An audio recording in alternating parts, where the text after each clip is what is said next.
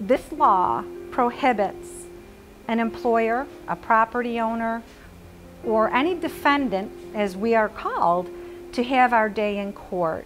As a homeowner, a property owner, as a business person, someone can violate the law and still sue you, and you're still not able to bring any defense of culpability. I have a problem with that. My name is Mary Ellen Belding, and I'm the president of SRS. We're a commercial contractor. We perform specialty concrete and masonry. We also have been able to work on concrete demolition, bridge projects, as well as beginning to do some general contracting work. We are trying to expand to be a successful, small, woman-owned WBE, New York State business. Last year, we were fortunate enough to be able to retain our insurance, but we paid an extremely high price for it.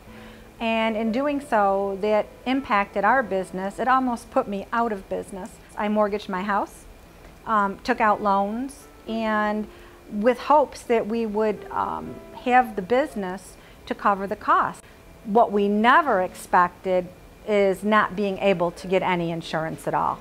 We were able to get workers' comp with no problem. We were able to get auto with no problem.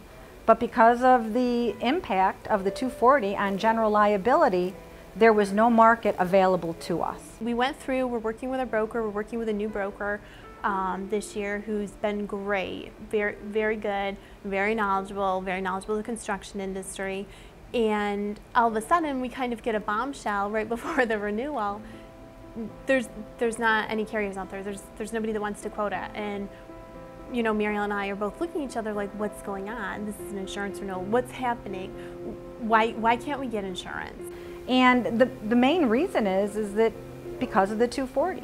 The risk for them is not worth the reward. A small business, a small company does not generate enough premium for them that if there is a 240 claim, where generally the minimum award might be $1 million, it doesn't make any business sense for them to insure me.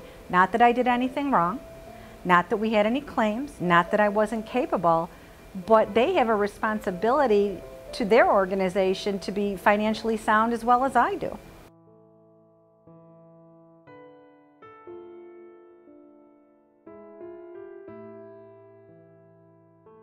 It's somewhat of a joke if you get your insurance renewal and they haven't gone up double digits. You think that you've done well for the year. The increased insurance cost has a few effects. On the backside, you know, every year when we're paying our premiums and the premiums go up, our revenue doesn't necessarily increase along with that.